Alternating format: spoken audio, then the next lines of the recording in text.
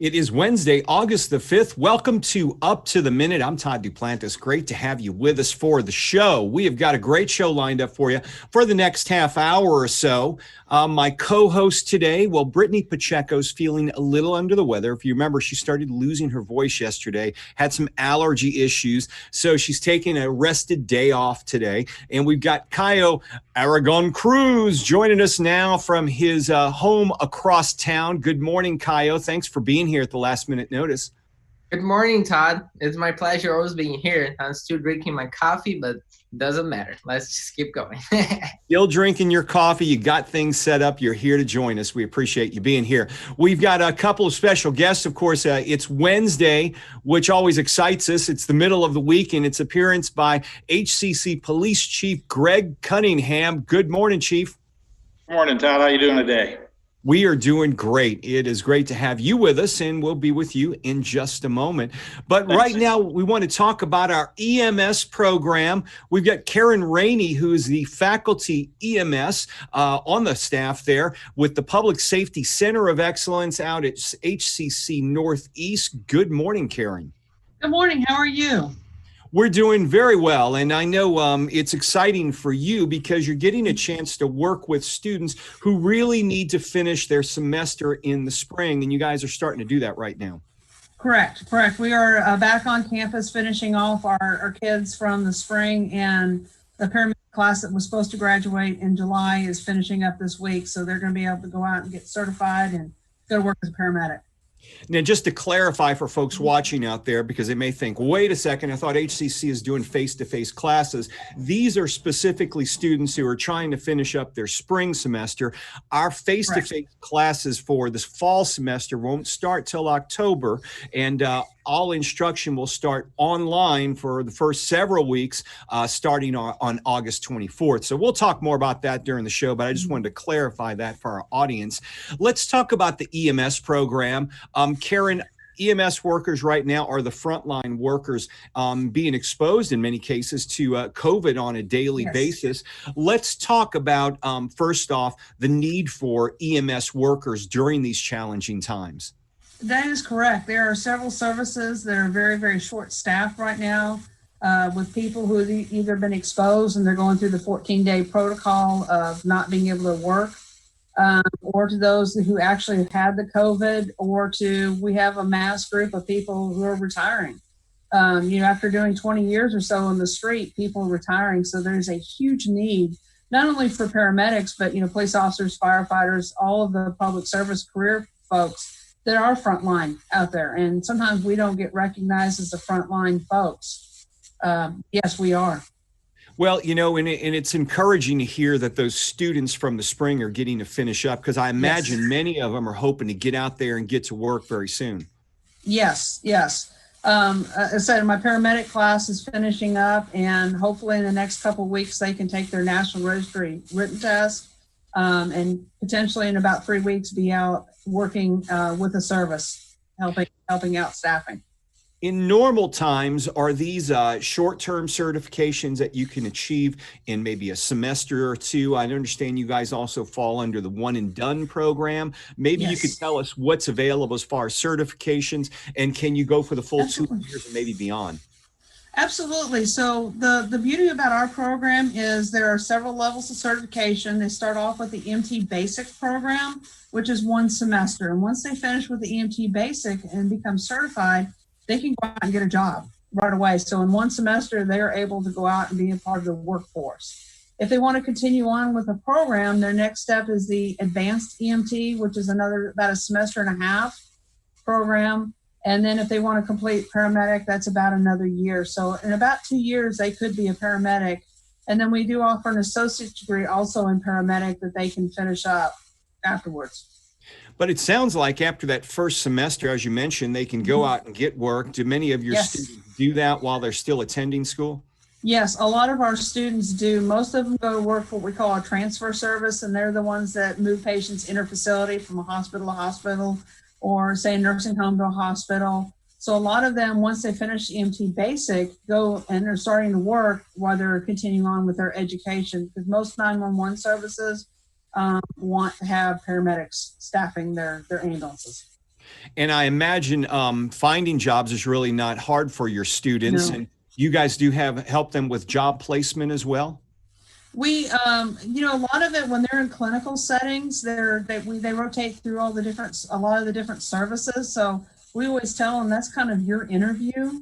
When you're out there, if you present yourself well, and we have a lot of students that come back and tell us when they finish their clinical rotations, the service they rode with said, hey, when you finish, please come fill out an application.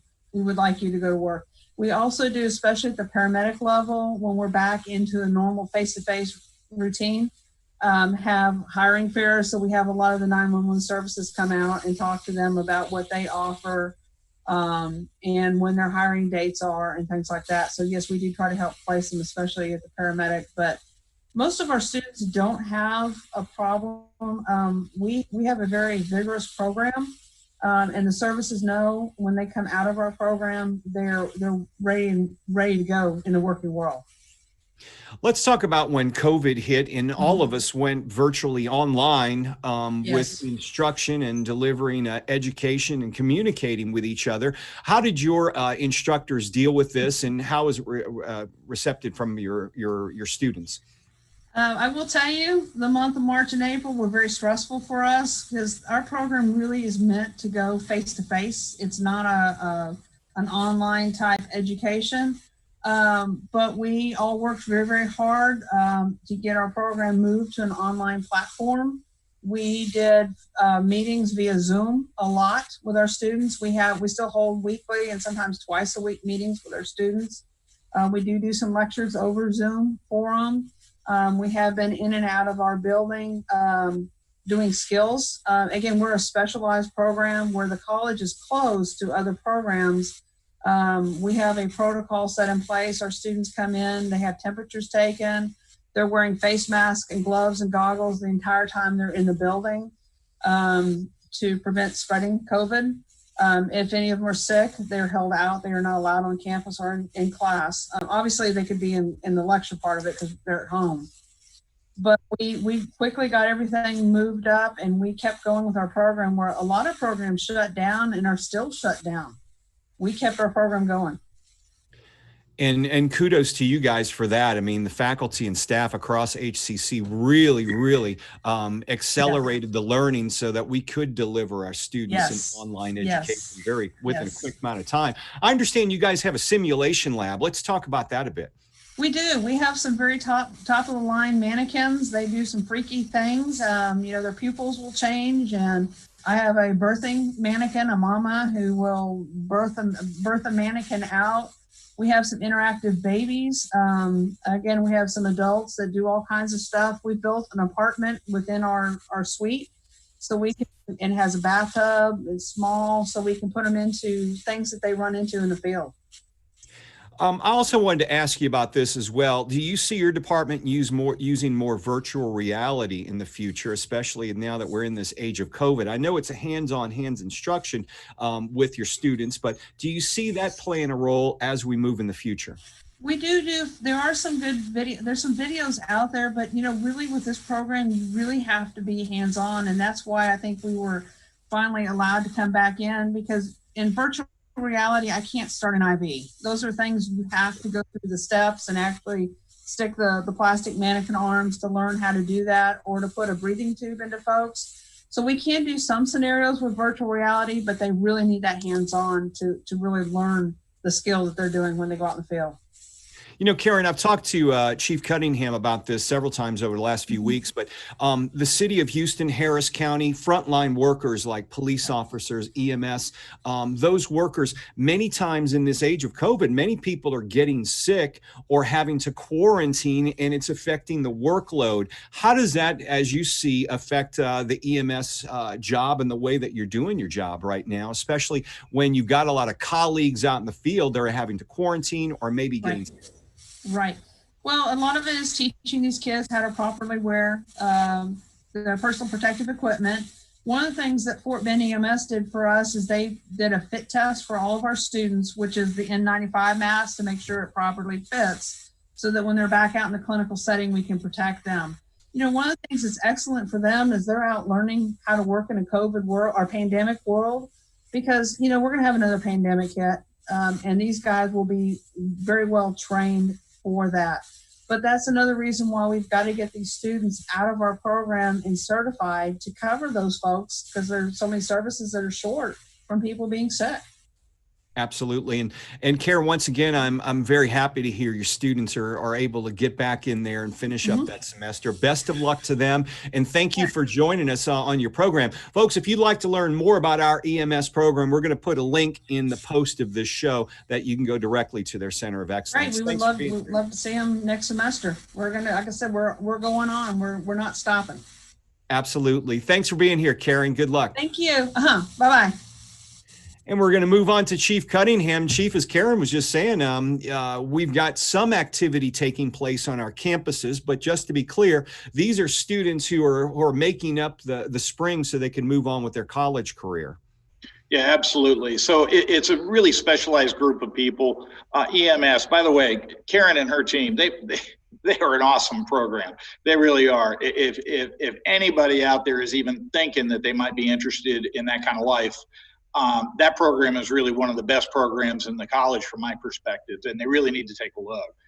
But the other folks that are coming back are very similar to the EMS folks, right? So we've got some welding shops coming back. Again, like she says, you have to learn how to start an IV. Sticking two pieces of metal together with metal takes practice, right? It's about the hand. There are a few other programs that are up just to get those folks through spring. But bear in mind, all of those programs, these guys, they've got jobs in hand, right? I mean, they need their certificate or they need to be certified, and they're going to go to work the day after graduation. So for those folks out there that are maybe thinking about retooling or thinking about, gee, is there another way to make a living? You may want to look at some of these, right? So it's welding, it's EMS, police and fire. Forgive me, I just had a warning come up to panic me here. Police and fire. There are several organizations out there that are running these special classes based on skill. And truck driving, that's what I was digging for, right? And our truck driving program, where all of these folks virtually have jobs before they ever finish their education. It's really a good set of programs to take a look at. But once again, and we want to make it clear, our campuses will be more or less doing virtual learning, online instruction for the first about 6 weeks going into October the 5th before students will be allowed to come in a limited fashion. So we want to make that clear to our audience. Yeah, absolutely, Todd. So classes start, I think you said August 24th, right? So August 24th, they're going to start all the online stuff. And even these programs we're talking about, like she had said, there's lecture pieces of it, there's knowledge pieces of it that can all be done online, right? Before you start to show up in October to do the hands-on stuff. So it's really important, if you're interested in a program, take a look and register now, although the on-campus visits won't start until October, and you're spot on with that. Well, Chief, we're now in our 5th month of a lockdown, somewhat across the nation. People are cooped up together, and we've talked about this several times, but crime statistics in some areas seem to be on the rise. And I know the Wall Street Journal and others were reporting that homicides are on the rise at around 24-25%. Is this across the country? Well, actually, they're saying out of a survey of 50 major cities, 36 of them saw a major increase. They looked at Chicago and New York, and those guys are looking at 130, 140% increase in homicides compared to the same time last year. Todd, we're in a really, really tough time. You and I had talked about, people were angry and people were being confined and those kind of things. And I think what we're beginning to see now 5 months in is a lot of that starting to manifest itself. The issue now is we're beginning to break down. The discussion about defunding police and again, the pent up aggressions and anger, and the folks who are angry, and in a lot of cases they're angry with merit, but we're not managing that anger well and setting it aside. you saw some of the events that happened last week in Austin, right? Black Lives Matter are putting armed people on the perimeter to protect their people. And then they're confronting with other concealed handgun carriers. That resulted in a death in Austin. Right. It's really time for us all to take a step back, not stop the progress we're making, not stop the mindset, but we all need to step back a minute and we need to figure out a better way of doing this. Because if we continue to go gun to gun, this is going to get ugly, and it's going to get ugly very, very quickly. And the large cities are there. There are no stricter gun laws than the city of Chicago. And the city of Chicago is seeing almost 134% increase in homicides year over year. So laws aren't the answer, it's behavior. Chief, let me ask you about this, because you've also warned us about this and you see bits and pieces popping up in the news. You had mentioned something a couple of months ago about we need to watch out. We've been in a lockdown, but there could be some turf wars going on across the city, and there could be some innocent citizens who are shot in the fray. And we're seeing that pop up in the news by bits and pieces over the last couple of months. Well, and again, Todd, thanks, because you're spot on, right? This is about paying attention to when you're out and about, because those turf wars are occurring, right? People are going back now that they've been out of their environment for a while to reclaim their territories. In fact, if you look at some of these homicide rates, a lot of them are 8, 9, 10-year-old kids that were just in the wrong place at the wrong time, got caught in a crossfire. Now, in all honesty, there's some responsibility on all of us, right? So if you have been a parent or an aunt or an uncle, when you hear these things happen and you understand this 12-year-old kid got shot at midnight, you got to ask yourself, what are we doing? What is a 12-year-old child doing out at midnight, right? So we all need to kind of take responsibility here. Be aware of your surroundings. Make sure that you're not in places where these kind of things are going to occur. It's all about taking personal responsibility for those people that you love and you care about. Chief, I wanted to get on to some other business and involving HCC, something that we need to remind folks, because sooner or later we're going to be heading back to the campuses and we're going to need parking permits. Remember those? We started talking about those when you first started joining us on the show, and here we are again, because we do need to keep that in mind. Yeah, so everybody, or I hope everybody is aware, on September 1, new parking passes are issued for everybody in the system, right? They run our kind of semester year as opposed to a calendar year. So on September 1, everybody's 2019-2020 pass expired. And because we're going to be coming back in October, what I'm going to do is encourage everybody now, get in front of the power curve, guys. We got 6-8 weeks before you're going to actually need them, but you can get your hands on them today and make sure that you're all set so that when we do come back in October, everybody's ready to go. Chief, would there be some simple reminders you may want to give folks when they are thinking of coming back to campuses? I know there's going to be some screenings in place. We're going to have to follow some rules, wear face masks and face coverings, maybe arrive a little early. Any tips you'd like to throw out there for people to keep in mind before they head back to campuses after a long break or a long absence from them? Yeah, so I mean, you're spot on, right? The big piece here is we're all doing this for the first time. There's been a great deal of planning and effort gone into trying to make sure that we have this covered and that we're smooth and that we have it right. But what we need you guys to do, at least for that first couple of weeks, right? As we turn the volume up on this thing and we're no longer dealing with 100 students, now we're dealing with thousands of students, we're going to see some bumps, right? If there's something that we didn't plan well, we're going to figure it out real quick. So if you get there a little bit early, give us a little bit of time to work with you, to work you through these cues in order for you to figure out, so where is my class and where am I going? Because bear in mind, social distancing in the classroom is making us do some really creative things. Once you get into the building, you don't have 30 people packed in a room 101 anymore, right? So there's going to be some things that you're going to need to, as a student, get used to, and kind of things are a little different. as well as the screening protocols and those types of things that we're going to need to work our way through. So the big piece here is please pack your patience. Understand that it's not going to be the way you saw it before. It's going to look significantly different. But it's nothing to be afraid of because it's significantly different for absolutely everybody, right? Nobody likes to be the guy that doesn't know what's going on in the room. Bear in mind, nobody knows what's going on in the room. You're going to be just fine. And we'll have plenty of folks to help you through it and to help work you through that process. Well, Chief Greg Cunningham, thanks for being here this morning and joining us and keeping us up to date with things. Always good to visit with you on Wednesdays. It's always great to see you guys. You hang in there and have a great and healthy week, okay? That sounds good. We'll see you next week, Chief. Bye-bye now. Bye-bye. So, Kaio, I wanted to move on to you because you've had the unique experience of actually going to some of our campuses under direction of campus administration to get video of what things are going to look like when our students, faculty, and staff return. And you put together a video that's actually running in our social media and on our YouTube channel.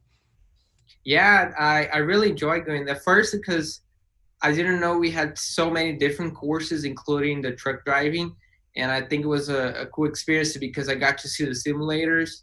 And, you know, of course, they made sure to put them apart. There was like 3 in there, and they were cleaning everything. Everybody was wearing masks. And even with the driver, they told me that usually they used to have 3 people in the back seat. Now it's only the driver and the instructor in one truck. And I think that's pretty cool. And I didn't know like how like they actually teach that.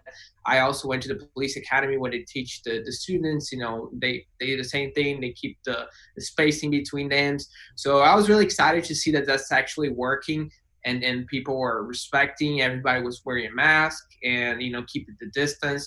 So I think we have everything that we need in order to make it work. You know, of course, it just depends on the students to try to be safe during this time before we actually go back to campus, and just respect. You know, we're not asking too much. We're just asking you to have that little bit of common sense and try to not, you know, infect anyone, be safe. And if we all do our part, we're going to be back on campus and things are going to go back to normal. Be patient and be flexible, I guess, would be some guidelines there. And we'll see more as the semester approaches. Some events and announcements. Talent engagement sets to return to campus training. Faculty and staff, keep in mind, we're reminding everyone that sooner or later, we're going to be returning to those campuses for face-to-face settings. So talent engagement is asking HCC faculty and staff to complete a mandatory HCC return to campus COVID-19 prevention training. Look through your emails from talent engagement, and you can go to the site that's in the email. We'll also have it in the post for this as well. The student virtual lobby, it's the best way to get enrollment, advising, helping. Student Services has live enrollment and advisement help available through our virtual lobby. You can reach all Student Services through the virtual support on Zoom, callback request, and email. No appointments necessary. And Kaio, they've really extended their hours. Monday through Thursday, they're working 8 a.m. to 8 p.m. Friday from 8 a.m. to 5 p.m. Saturday from 9 a.m. to 1. We're really doing all the steps to give students like yourself and others a chance to reach the staff here at HCC to get your questions answered. Yeah, I think this is a good way, especially because like when you're through the phone is one thing, but once you have like a Zoom, it feels more like personal, and you can actually maybe see the, you know, the advisor, and you feel like closer to them. And I think that it's gonna work well. I'm excited to use it. I haven't used it yet because I'm still waiting on the answer for one of my advisors, because I need to figure out something about the classes first, so then I can actually use the Zoom. But I think it's a great solution. I know that people would prefer to be in person, but at this point, that's the best we can do. Absolutely. And, you know, things are changing for the fall. A couple of weeks, the chancellor made an announcement that classes still begin August 24th, but all classes will meet remotely for the first 6 weeks. September 8th is another date to remember. Faculty for in-person classes will return to campus to prepare for those in-person classes, because October 5th is in-person flex campus and lab-based courses. They're set to begin on October the 5th. So keep those dates in mind. Once again, fall semester still begins August 24th, but all classes will remain virtual for the first 6 weeks. And Kyle, you know, we've got a number of testing sites on HCC campuses. 2 of them, you need appointments. The Southeast College sites, they're open from 8 to 3 Monday through Friday. I'm sorry, no appointments are needed for those locations. And that's at the Felix Fraga campus and the Eastside campus. There still is a high demand for testing in the Houston area, Kyle. Yeah, I've seen that. I haven't done, thanks God I didn't need to, but when I went to Northeast to record the footage, I saw that they actually had like a little, you know, the kiosk in there to do the testing. And I thought it was pretty cool, the fact that, you know, we're doing that for the students and for everybody else. It's a partnership with us and Harris County and the state in some ways. And the 2 sites at, you mentioned Northeast, there's one at Northeast Campus 555 Community College Drive and another at the HCC South Campus at 1990 Airport Drive. They do require appointments at those 2 campuses. So if you're looking to get tested there, check our social media here and the number you can call. They're available to take an appointment. And they're open from 9 a.m. to 6 p.m. Mondays through Saturdays. So the Census 2020 is still being counted. If you haven't done your census, please do so, because the funding from the census that's determined from the census helps things like us. Public services like clinics, schools, colleges, publicly funded colleges, and hundreds of other programs. You can respond online, by phone, by mail, to shape your future and to help out your local services. So you can be counted, stand up and be counted by going to 2020census.gov. I filled mine out online, Kyle, and it took me less than 10 minutes. It was a very easy process. Yeah, I'm actually going to do that because for my understanding, you only got to do one by address, correct? So, right. I thought my girlfriend had done, but we received a letter again saying that we haven't completed it. So apparently she didn't do. So I'll make sure to complete that. Yeah, it really takes no time. You go to the website, you turn it, you complete it, and you're done with everything. HCC faculty and staff have virtual coffee breaks. The next one is Thursday, August the 6th at 11 a.m. The Dean of Mathematics will be on there. Grab a cup of coffee and join Janet May and her guests to get your questions answered. Check your emails for virtual coffee break, and you can register through the email. So, Kyle, that about wraps up today's show, but tomorrow we got some great guests. The Dean of Material Science Center of Excellence, Alberto Urbina, will be joining us. And we'll be talking about the welding program, which I know you probably shot some video for the welding program in the past.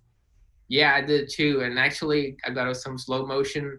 Nathan also records some really cool footage up there. And I recorded recently to show the social distance. They put some plastic to divide the space in between the students. And same thing, everybody using masks. And yeah, I'm excited, you know, even though I don't do those courses, like I can see that things are working well. And I think, again, we just need help from each other to respect everything that we're going to do well. So. Yeah, we just need to respect each other and follow the rules. You know, there are going to be some new, as the chief mentioned, and these when we do get back to a campus in somewhat of a normal fashion, there are going to be new things going on. So just please be patient and follow the rules. We can all try to stay safe. It's also Thursday Virtual Family Fun tomorrow. We've got someone from the Museum of Funeral History, Kyle. That's actually here in Houston. Have you ever been to it? No, never heard of it. All right. Well, it's here in Houston. You know what? We're going to send you out there to do a story sometime when things get back to normal. It is really cool. They've got some vehicles that are, it's hard to explain. You got to tune in the show tomorrow and they can tell you all the cool stuff they have out there. They'll be talking about their reopening and the things they've been offering folks online. And Kyle, we may be calling you again tomorrow. Brittany is a little under the weather today. Hopefully she'll be back. If not, we hope to give you a call again tomorrow. Yeah, sounds good. I'm here. All right, Kyle, thanks for being here. And thank you all for joining us on Up to the Minute. I'm Todd Duplantis. We will see you tomorrow morning at 10 a.m. live.